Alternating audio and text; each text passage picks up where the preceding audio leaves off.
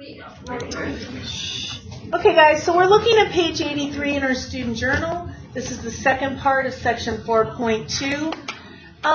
This page, it actually just gives us a bunch of rules on how to find special product patterns, but I don't really want you to memorize any of these except for this first one. This is the only one that I really want you to memorize.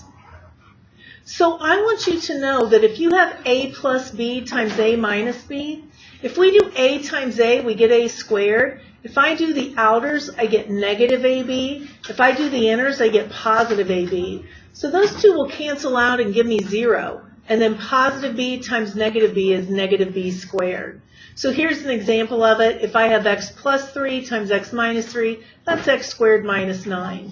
Okay? So that's the sum and difference of two values.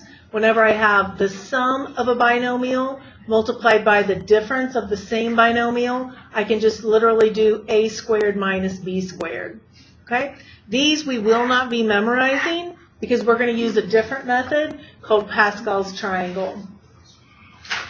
What happened was there was a mathematician back in the 1600s. He was self-taught, and his father also taught him, but he really didn't have a big formal education, but he went on to be a very famous mathematician. His name was Blaise Pascal. He was really interested in number theory, and one day he was looking at squaring, cubing, raising to the fourth power binomials, and he saw this pattern arise. Let's see if you can understand this pattern. It goes 1, 1, 1, 1, 2, 1. Bring this 1 down. I add these, bring down. Bring this down. What would go here then? Next, next, next. And then we bring this down. Now what's it go? 5, 10, 5. Okay. This is called Pascal's triangle.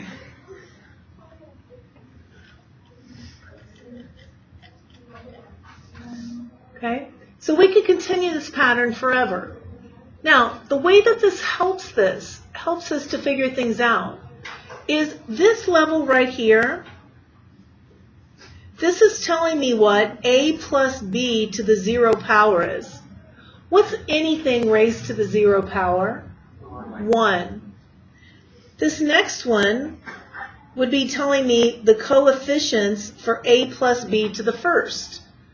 Anything raised to the first power is just itself, so it's 1a plus 1b. If I go to the next level, I would be doing a plus b squared. This is only telling me the coefficients, so it's going to go 1a squared plus 2ab plus 1b squared. Okay? This is telling me for a binomial cubed. For a binomial cubed, watch how it goes. Just listen. 1a cubed plus 3a squared b plus 3ab squared plus 1b cubed. It will be helping me to cube these binomials, square these binomials, raise them to the fourth power. Watch. If I'm trying to do a plus b to the fourth, this is going to become 1a to the fourth plus 4a cubed b plus 6a squared b squared plus 4ab cubed plus b to the fourth. It's kind of squeezed in there. Look at the pattern. 1, a to the fourth.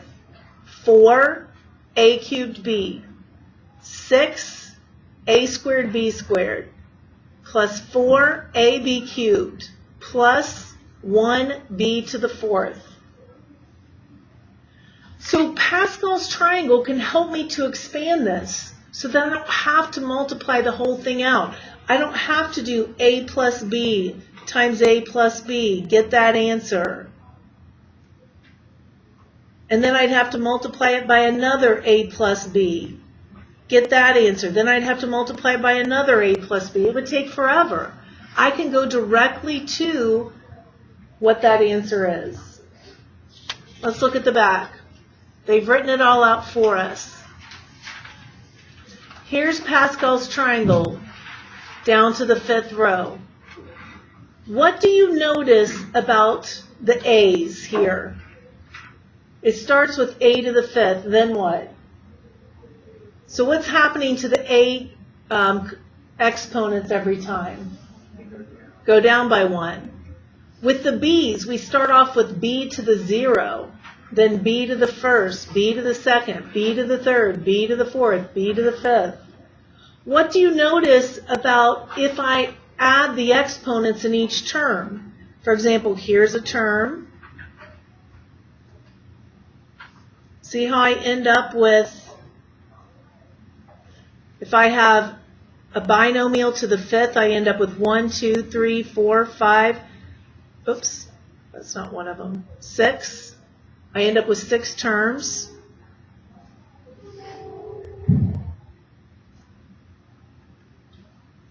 Okay?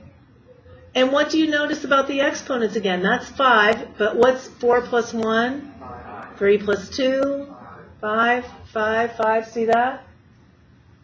All right. So, let me have you now try to write out what would the 6th row be?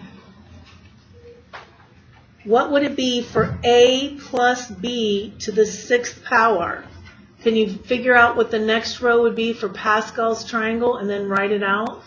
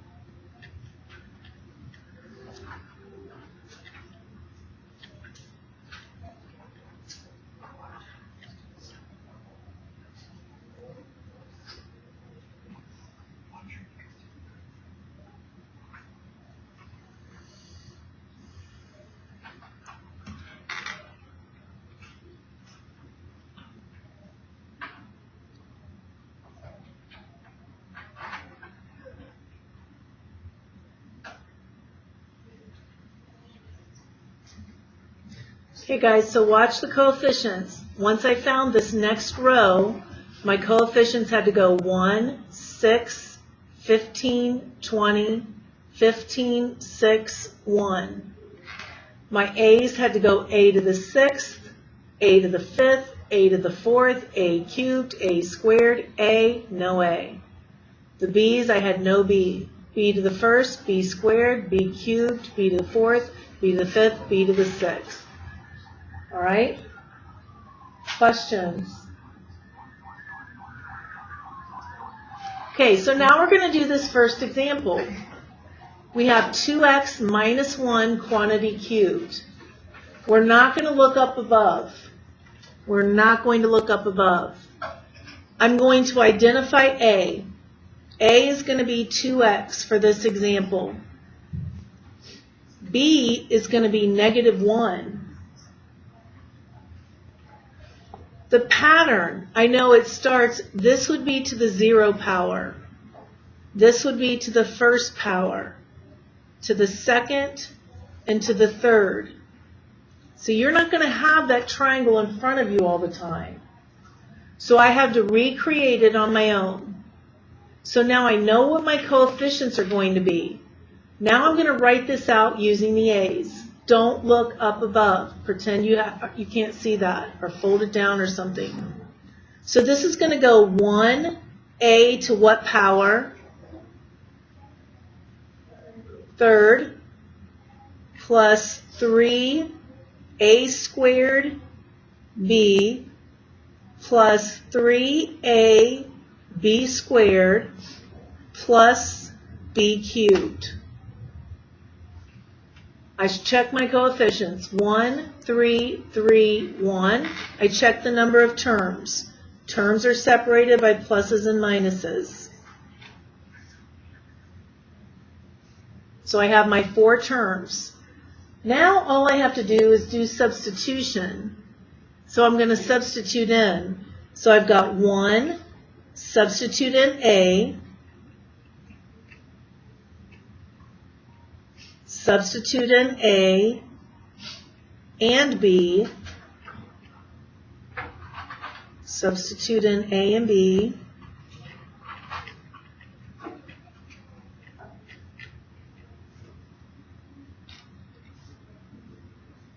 and I want to check and make sure I still have 4 terms. So what can I say about the number of terms compared to the original exponent we're given? It's always going to be what? 1 more. Now I have to simplify each of these terms. So 2x to the third, what is that, you guys? 8x cubed. So now I got to do my next one. 2x squared would be 4x squared times 3 and times a negative. 4 times 3 is 12, so it would be negative 12x squared. If I have a negative 1 squared, that's 1. Times 2 is 2. Times 3 is 6. And then finally, negative 1 times negative 1 times negative 1 would be negative 1. And I should end up with 1, 2, 3, 4 terms, so we are correct. Questions on that? All right, let's do another one now. So now I need to do a binomial to the 4th. So I know this is to the 0, this is to the 1st, this is to the 2nd, this is to the 3rd, and this is to the 4th. Those would be my coefficients. So I have to use those. I look at my power, so it's going to have to go 1a to that power plus, what's the next term going to be? Mary, can you tell me? 4, 8, Good. Trevor, what about the next one? 6a to the 2nd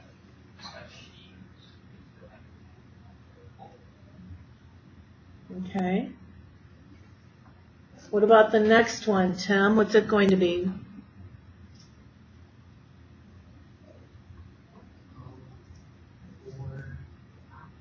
4a squared or a cubed. Right? And Jenna, what about the last one? 1. Good. And now I just have to identify what A and B are. Well, A is going to be my first term, which is 3. B is going to be my second term, which is radical 2. And so now I just have to substitute those in. So I'm going to have to substitute in 3 for A.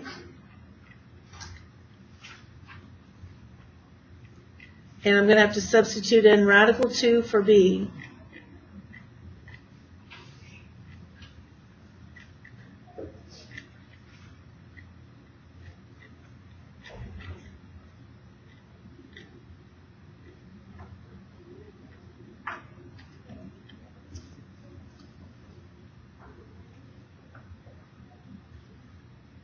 So anywhere I see A, I'm putting in 3. Anywhere I see B, I'm putting in radical 2.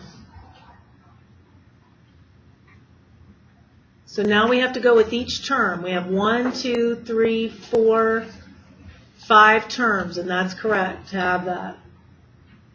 Connor, what's 3 to the 4th?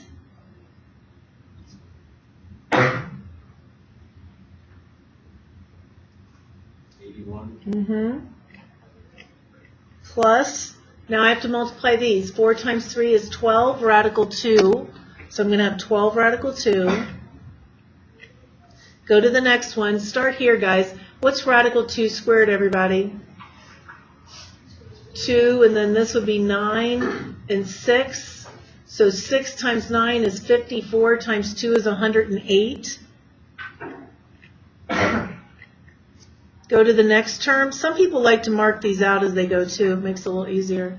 On the next term, radical 2 cubed. That means radical 2 times radical 2 times radical 2. What's that going to be? 2 radical 2. So what's 2 radical 2 times 12? 24 radical 2.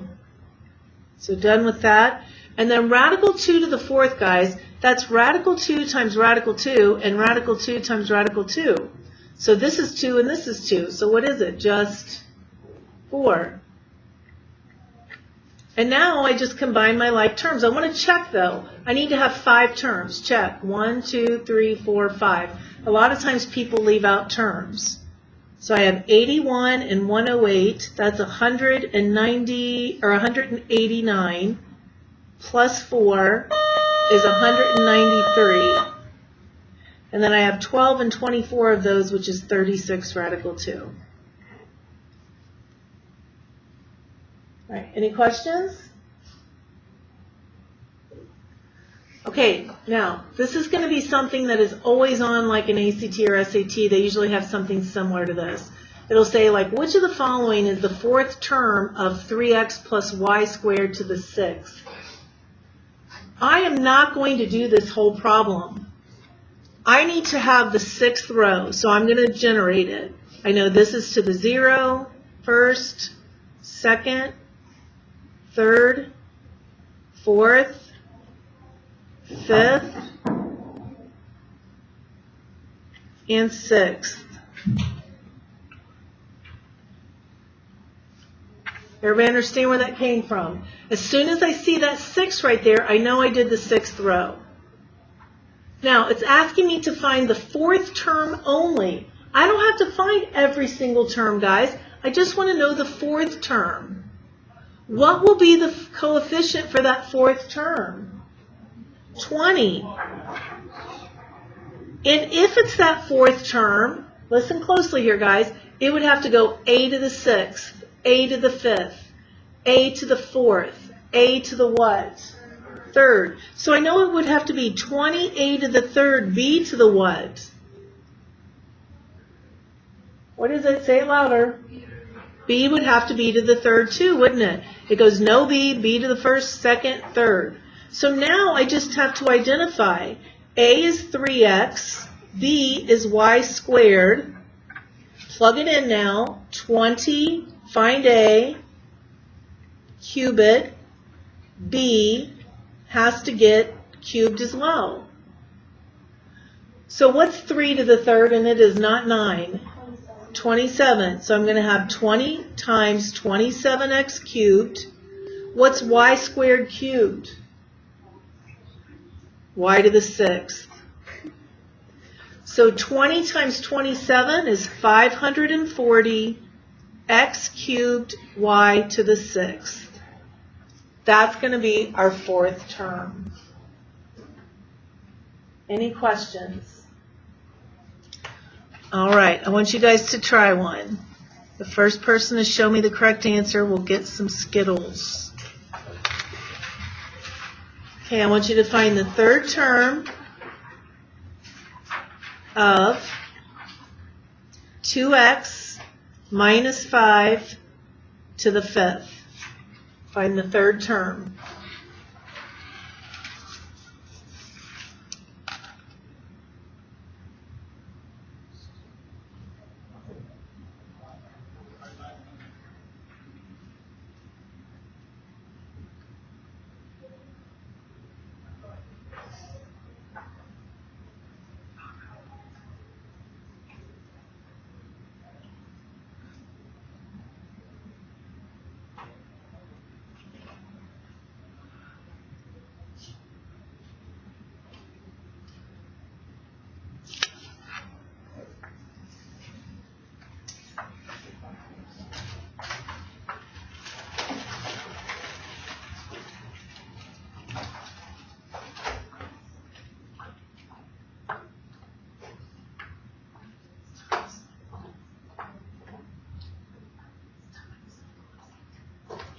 Guys, that third term, everything you find is multiplied, not added or subtracted.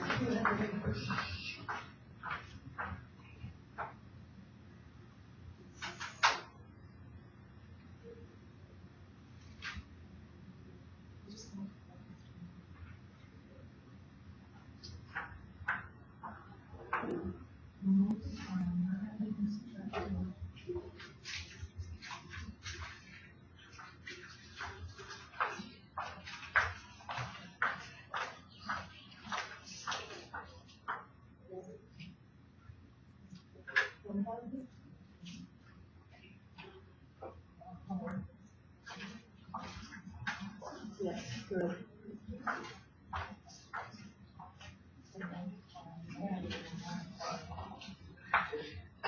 Okay, guys, we're pretty good. I've seen a couple people with it right. But what you guys are forgetting is that we're multiplying, okay? So I had to think, if I was looking for that third term, I knew it went 1, 1, 1. There's the second, third, fourth, fifth. All I care about is that. So I knew I had to have a 10 as my coefficient. Then it has to go a to the fifth, a to the fourth, a to the third. So it had to be a to the third. It had to go b to the 0, b to the first, b to the second. I check. Guys, is this addition and subtraction or is it all multiplication? Multiplication. So now I have to do 10 times. Here's my a. It has to get cubed. Here's my b. It has to get squared. This is all multiplication. So this is going to be 25. 2 cubed is 2 times 2 times 2. That's 8x cubed. And then times 10. These are easiest to multiply. Think of 8 quarters. Well, 8 quarters would be what? $2. So that's 200 cents. So it's 200 times 10. That's 2,000 x cubed. That's what you should have gotten. Okay? Let's try one more. Let's find the third term of 3x minus radical 2 to the 6th.